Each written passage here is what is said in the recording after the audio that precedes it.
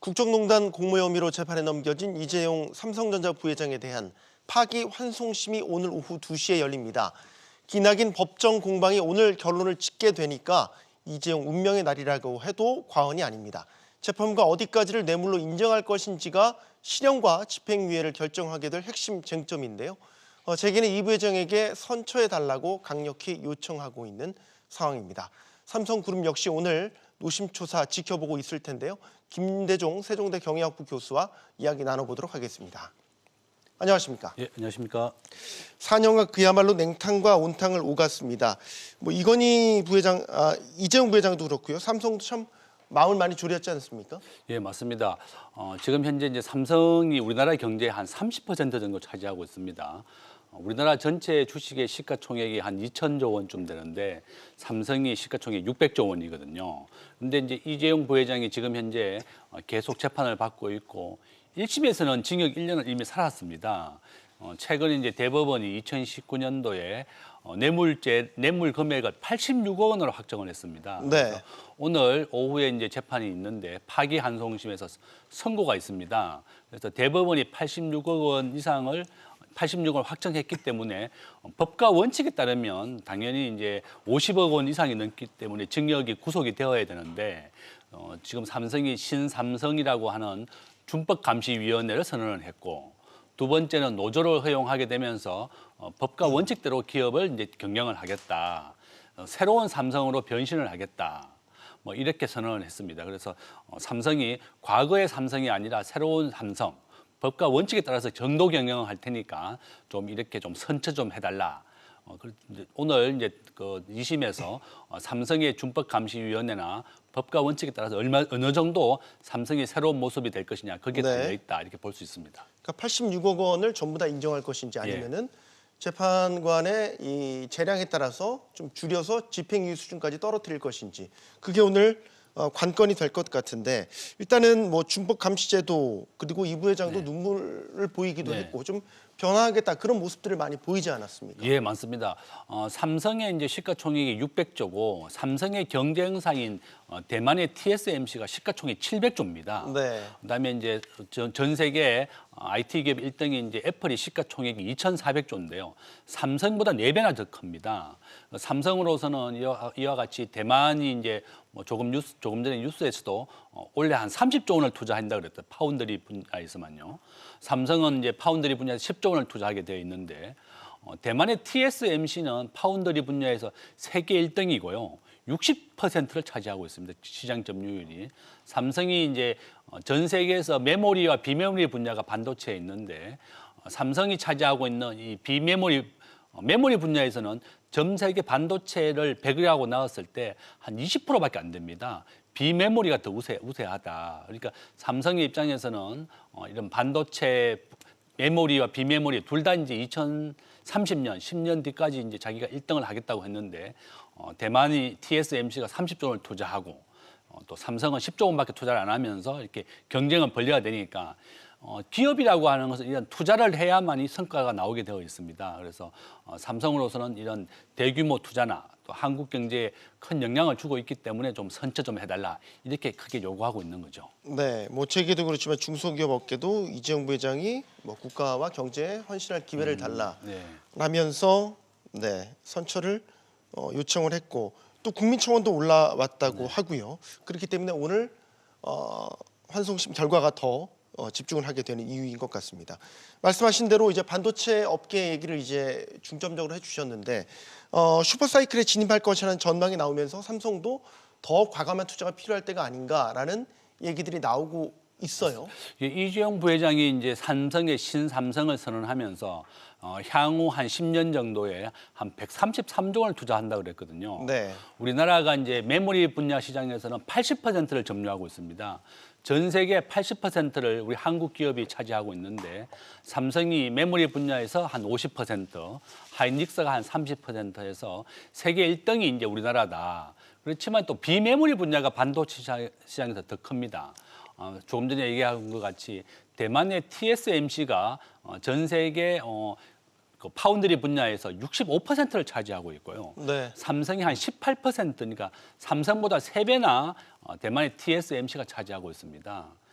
대만의 TSMC는 시가총액이 700조고요. 삼성의 시가총액은 600조입니다. 애플의 시가총액이 2,400조다. 그러니까 삼성으로서는 세계에서 메모리 시장에서 1등이지만 아직 비메모리는 대만의 기업이 더 크고 또 시가총액이라든지 이런 것 따져 본다 그러면 삼성이 아직 가야 할 길이 많다. 애플이 시가총액이 2,400조니까 한국의 삼성이 대표직이지만 아직 삼성보다 4배나 더 크고요. 대만의 TSMC가 삼성전자보다 시가총액이 더 큽니다. 이와 같이 삼성은 아직도 가야 할 길이 굉장히 많다. 항상 보면 그 삼성이라고 하는 기업이 원래 한 10조 원 정도로 파운드리 분야에 투자하지만 대만이 더 3배나 더 많습니다. 그래서 네. 삼성으로 우리나라가 이제 오너 경영을 직접 하고 있는데 오너 경영의 장점이 뭔가 하면요. 굉장히 장기적인 성과를 보고 투자하는 겁니다. 네. 그렇지만 전문 경영인들은 2년에 한 번씩 성과를 받아야 됩니다. 주가를 올리고 배당을 해서 성과를 올려야 되기 때문에 단기적인 경영을 보고 있다. 그래서 오너만이 경영했을 때 이와 같이 삼성같이 큰 기업이 나올 수 있다는 게 해외의 시각입니다. 그래서 이제 이재용 부회장이 오너 경영을 하기 때문에 사우디 왕가라든지 또 유럽의 기업인들을 만날 수 있거든요. 그 사우디 왕가나 유럽의 기업인들은 오너 경영인을 만나주지 전문 경영인들을 만나주지 않습니다. 그래서 삼성의 입장에서는 이재용 부회장이 계속 투자도 하고 기업을 이끌어 가야만 삼성이 올바른 정도 경영을 할 수 있다. 이렇게 주장하고 있는 거죠. 뭐 대체적인 분석이 이제 삼성의 반도체 신화를 얘기할 때 그런 오너십에 따른 장기 투자가 성공 요인 중에 하나였다. 그런 분석들이 많이 있기는 하죠. TSMC 얘기를 조금 더 해보도록 하겠습니다. TSMC가 뭐 앞서 이제 외신들을 통해서 보도가 됐지만 역대 최대 규모 31조 원에 달하는 설비 투자 계획을 공개했습니다. 삼성은 사실 파운드리 전문 회사는 아니니까 설계도 같이 하고 있죠. 그러니까 TSMC를 대번에 따라잡기는 현실적으로는 힘든 것 같습니다. 예, 맞습니다. 대만의 TSMC는 영업이익률이 42%입니다. 물건을 10,000원을 팔게 되면 4,200원이 남는다는 거고 삼성의 영업이익률이 한 15% 정도밖에 안 되거든요. 네. 그러니까 삼성으로서는 이제 금년에 한 10조 원 정도 투자한다고 했는데 대만의 TSMC는 영업이익률이 42%. 대만의 TSMC는 애플, 퀄컴, 인텔의 반도체를 지금 생산해주고 있습니다. 삼성도 이 파운드리 분야를 자기들이 좀 따라가야 되는데 워낙 압도적으로 대만이 TSMC가 3배나 많기 때문에 삼성은 격차가 벌어지고 있는 거죠. 삼성은 4가지 분야에서 투자를 많이 하고 있는데요. 이와 반도체, 그다음에 스마트폰, 그다음에 통신 장비, 가전제품입니다. 이와 같이 4개의 바퀴로 굴러가는 것이 삼성이지만 대만은 반도체, TSMC는 파운드리 분야만 집중되고 있거든요. 그러한 차이다 이렇게 볼 수 있습니다. 뭐 삼성전자를 둘러싼 경쟁 상황을 짚어본다면 반도체뿐이겠습니까? 스마트폰도 그렇고 뭐 통신 시장도 보면은 화웨이와 뭐 맞습니다. 계속해서 경쟁 구도를 가져가고 있기 때문에 갈수록 뭐 격전지로 뛰어드는 그런 형국인 것 같습니다. 맞습니다. 전 세계 이제 스마트폰 시장이 100이라고 한다 그러면 영업의 이익의 80%를 애플이 가져가고 있습니다. 삼성이 전체적인 스마트폰 시장의 시장 점유율이 지금 현재 1등이지만 5G 분야에서는 화웨이가 한 30%, 애플이 한 20%, 삼성은 3위입니다. 5G 분야에서는 삼성은 15%밖에 차지 못하고 있기 때문에 아주 가야 할 게 아직 많이 있다 이렇게 주장하고 있고 지금 우리나라에서 삼성이 작년 말 기준으로 스마트폰에서 남긴 이익이 한 12조 원 정도 됩니다. 삼성이 전체적인 영업이익이 작년에 36조, 올해는 한 45조 정도 된다고 지금 예상이 되고 있거든요. 네. 여러 가지 삼성이 이제 반도체와 스마트폰 시장에서 가야 할 길이 많은데 지금 애플의 스마트폰 시장의 80%를 점유하고 있고 영업이익을 가져간다. 또 삼성보다도 애플의 재구매율이 82%입니다. 애플을 산 사람은 계속 애플만 사고 있거든요. 그래서 삼성이 이번에 S2021도 이제 내면서 많이 따라가야 된다. 이렇게 삼성은 아주 지금 급하죠. 반도체 분야도 그렇고 스마트폰 분야도 그렇다 이렇게 볼 수 있습니다. 총수의 어떤 사법적 리스크가 그룹에 미치는 영향을 어느 정도로 봐야 되겠습니까? 보통 이제 우리나라 기업이나 세계적으로 봤을 때 기업의 그 역할이 한 80% 정도가 총수의 역할이다. 뭐 국가도 마찬가지지만 기업에 있어서도 총수의 역할이 굉장히 중요합니다. 왜 그런가 하면 삼성전자가 앞으로 투자한다는 금액이 133조 원이 됐는데요. 10년간 수십조 원을 투자해야 됩니다. 매년. 금년에만 투자해야 되는 금액이 20조가 넘는 금액이다. 이 전문 경영인들은 이와 같이 수십조 원을 투자할 수 있는 의사결정을 할 수 없습니다. 오너 경영만 했을 때 이렇게 수십조 원을 투자를 결정할 수 있다. 이와 같이 이제 총수의 역할이 우리나라 기업에서 한 70에서 80%로 아주 중요한 역할을 하고 있다. 그래서 오늘 2심 재판이 그래서 중요한 겁니다. 그 삼성이 뭐 아무래도 글로벌 기업이니만큼 해외에서도 이재용 부회장에 대한 재판 결과에 관심이 많더라고요. 대체적으로 외신들은 어떻게 전망하고 있다고 보십니까? 외신에서 제일 걱정하는 것은 삼성에 대한 사법 리스크, 불확실성에 대해서 제일 걱정하고 있는 겁니다. 기업에게 있어서 제일 중요한 것은 투명성, 미래의 예측 가능성이 제일 중요한데요.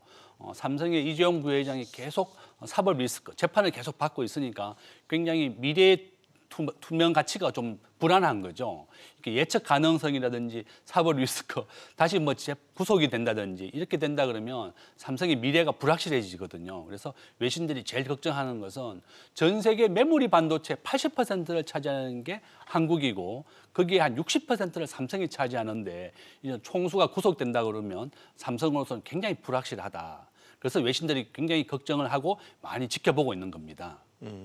실제 그렇다면은 만약에 가정이지만 재수감이 된다면 해외에서도 삼성전자를 바라보는 시각, 뭐 리스크를 그만큼 더 높이 보겠다, 뭐 이렇게 봐야 되겠고요. 예, 맞습니다. 만약에 이재용 부회장이 만약에 구속이 된다 그러면 아주 그 사법 리스크에 크게 적용하게 될 것이다.